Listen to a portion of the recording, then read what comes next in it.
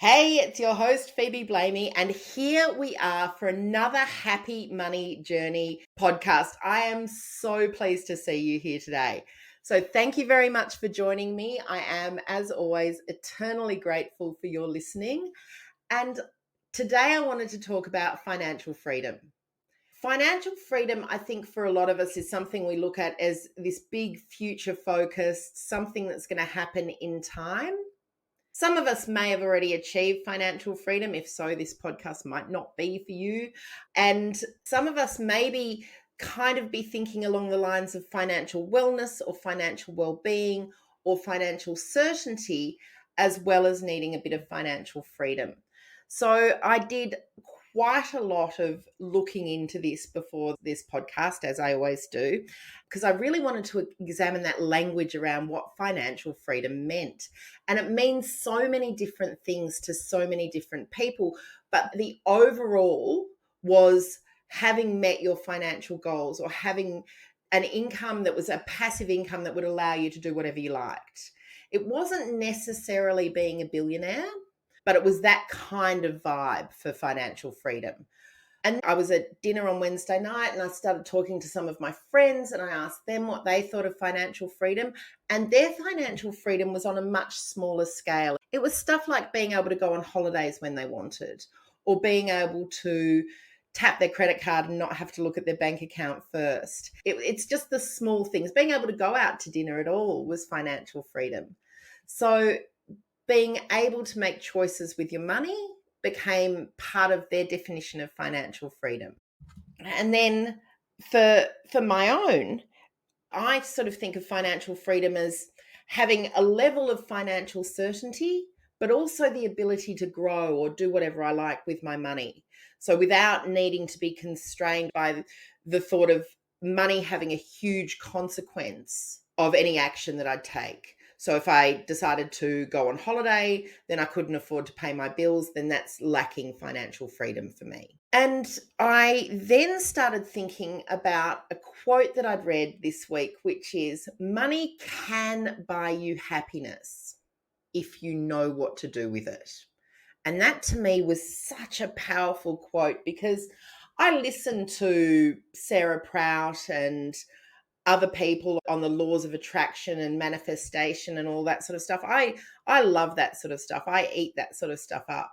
And I really like thinking of affirmations and law of attraction and the ability to manifest the life that you want as being, a secret superpower that we all have. And because we've got that secret superpower, shouldn't we all be laden with bundles and bundles of money? But that's not really what happens, is it? Because we've got our sense of scarcity and our sense of fear and our sense of lack that often holds us back from getting that.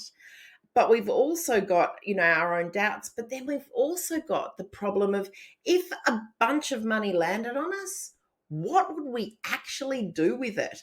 How would we spend it? Do you know what I mean? Like, we all think, we'd pay off the mortgage, or we'd go around the Greek islands, or we'd do these amazing things, or, we'd buy our children homes, or we'd, live the life that we only dared to dream about. But it comes down to that same thing. Money can buy you happiness if you know how to use it. And this is why we have that urban myth of the Tats Lotto winner or the lottery winner that comes into all this money and then after 3 years is in exactly the same financial position that they were before they had the money. And it's that not knowing how to use it that really constrains our financial freedom. Or it's one of the things I think that really constrains our financial freedom.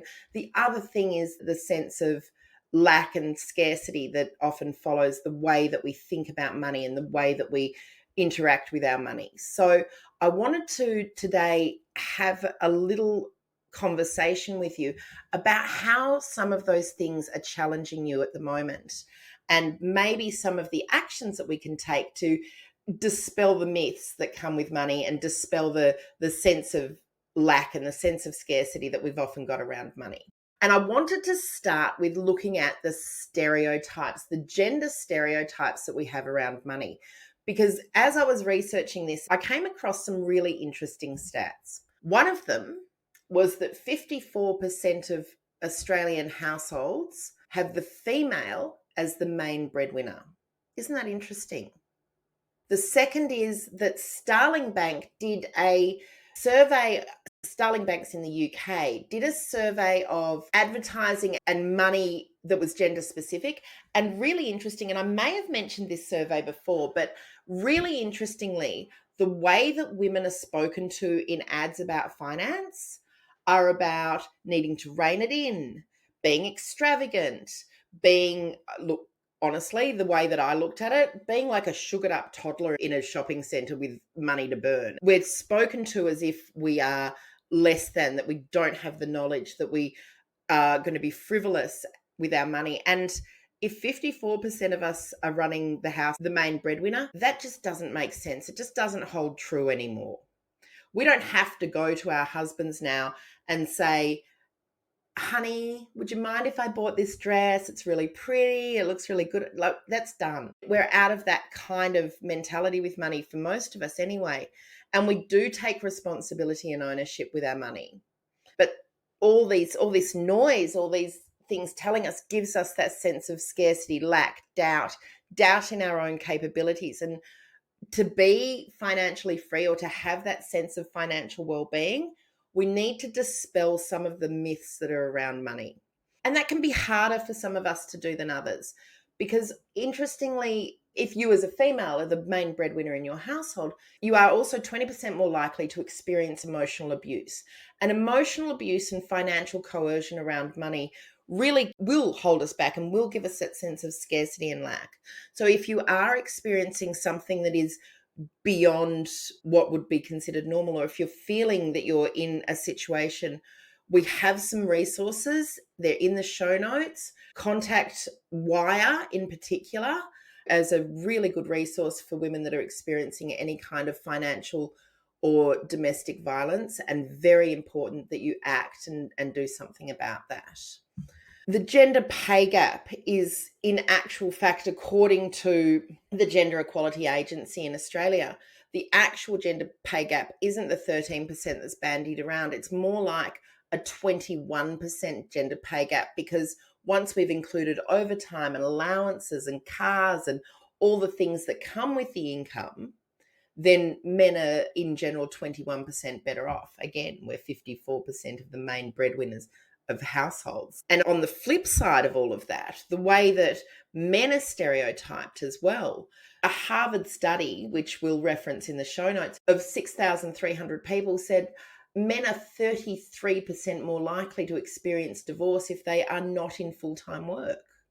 We need our men as our heroes. We need our women as needing to be looked after. We've got these stereotypes that permeate our advertising, permeate our media, permeate all the ways that we do things. However, in an article that I read from Forbes, women fund managers outperform men fund managers in 2020. In 2020, 48% of women outperformed the market compared to 37% of men, which proves the point that I say over and over again: gender or age have no bearing on your skills with money. You can do this. So let's get down and actually start thinking about how those things affect us, for a start, because they really do affect us. And secondly, what we're going to do about it. Like, what are the actual actions that we can take to get out of it? So that financial freedom, that financial well-being, is your ability to put down roots, to create resources for yourself so that you can leave a bad situation, be it a work situation or a domestic situation. You can spend with freedom. You can just go to the supermarket and tap and pay without having checked your account first. It could be the friends of mine at the moment traveling around Australia in a camper van with 3 of their 4 children. It's amazing the things that you can do with that feeling of financial freedom, but also the actuality of knowing where your money is and how to use it. What are some of the things that you can do to put down those roots, to create the resources, and to give yourself the certainty of finances, yet still the ability to grow? And the first thing I'd say is understand your thoughts. What are your money scripts? Your thoughts around money do control your outcomes. So let's start with number one. Number one is Your thoughts are your outcomes. So if you're experiencing scarcity and lack, it can often be because you're thinking in terms of scarcity and lack. So examine your thoughts and know what they're doing and know how your thoughts are impacting what you're actually receiving. The second thing is being grateful for what we have now. And that attitude of gratitude goes so far in creating that abundant mindset. If you're grateful for what you have rather than experiencing what you don't have, so gratitude versus scarcity, you start to create an abundance mindset that gives you the ability to really focus on creating and receiving and all the good things, all those manifesty things that I absolutely love.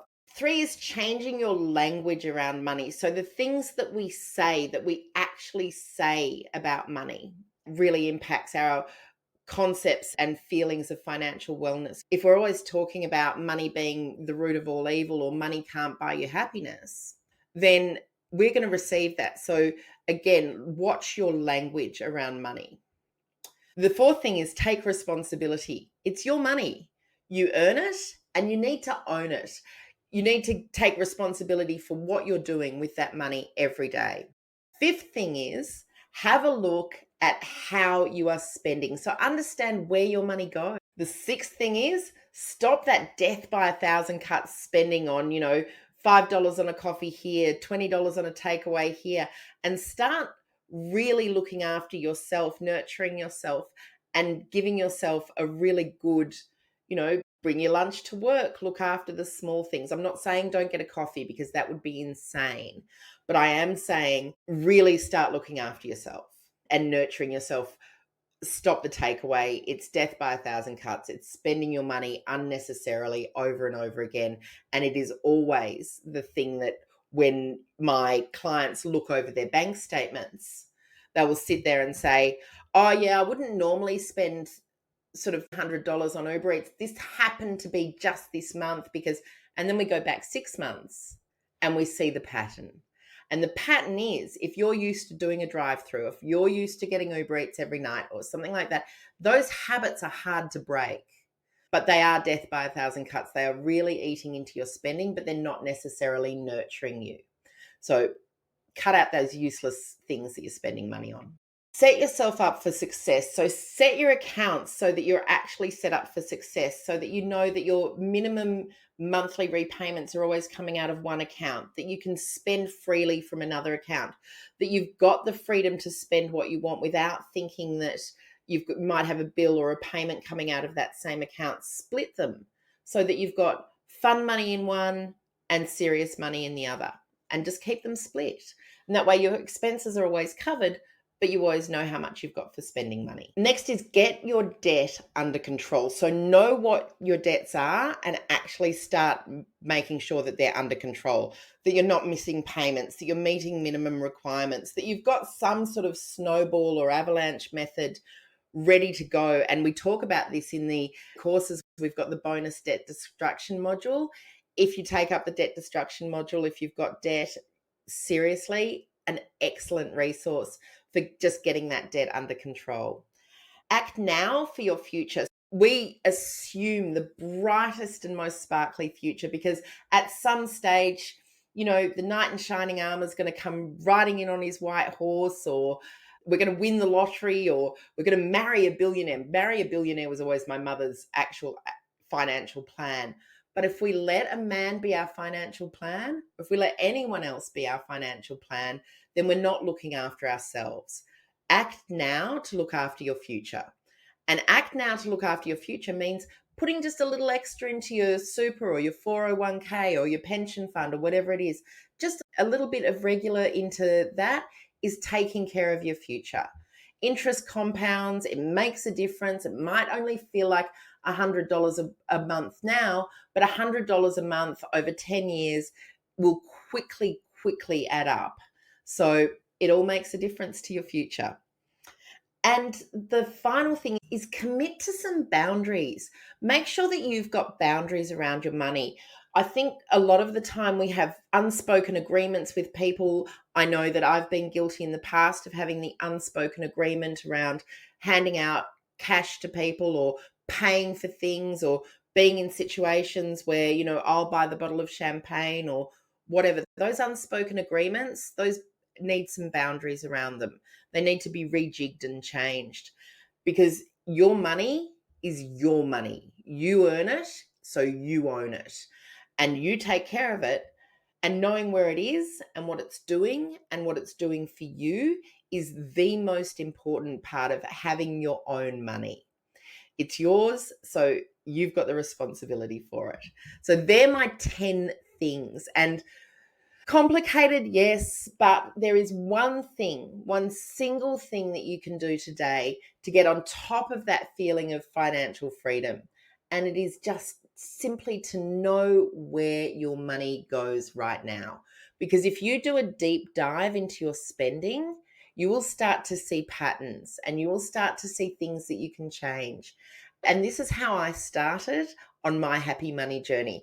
I just looked at where my money was going. I just didn't get why I never had enough money, why I always felt that sense of scarcity, why I was always feeling lack, why I was always looking around for someone to save me, because none of those things happened. I had to just pull up my bootstraps and save myself, start on my journey, get walking, and actually look deep dive into my own spending. So there's one thing I want you to do coming out of all of those 10 things, and it's just take this week to have a deep dive into how you're spending your money. If you're aspiring to financial freedom, it's not going to happen by accident. There's not going to be a knight in shining armor. There's not going to be a lottery win, and there's not going to be a billionaire. You are the person that has responsibility for your own money. If any of those things happen, what a bonus. And what a bonus if you know what you're doing with your money. So this week, little exercise for you to take away.